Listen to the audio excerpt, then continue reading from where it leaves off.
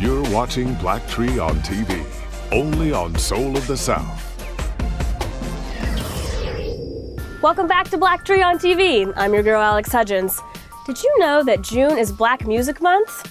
All this month, we'll be throwing it back with some of the biggest names in music. And honestly, it doesn't get any bigger than Quincy Jones.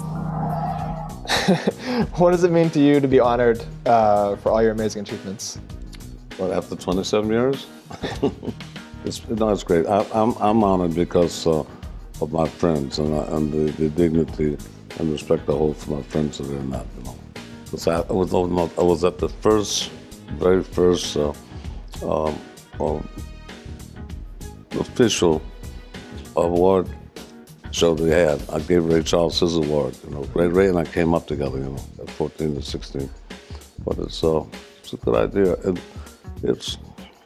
it's strange in our country because we don't have, every country in the world knows more about our music than we do. And we got to change that. So can you talk a little bit about playground sessions and why you're involved?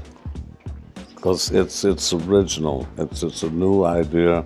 It's an idea that's been way overdue, you know, because I remember myself as a kid too. I went, my second scholarship was to Berkeley School of Music in 1950. At that time, it was the Schillinger House, and two Russian mathematicians, Joseph Schillinger and Nicholas Slimansky, had proved that in the mathematics and music, a lock like that. And it's always left brain and right brain. Very important, you know, because it means if you get into music and get your music down, the other subjects are easier. They actually are. So playground sessions. Absolutely. They're combining, they're adding this. God gives you the emotional gift, and you give God back the work that it takes to get the scientific elements to back it up. You know, I remember back in the day, as the kids say to me, "Man, if I could play piano, man, I'd be better than Herbie Hancock." But if you can't play piano, I don't think so. Or I could sing better than Marvin Gaye and everything. But they, you know, there's that old story about the only place you find success before work is in a dictionary, and that's alphabetical.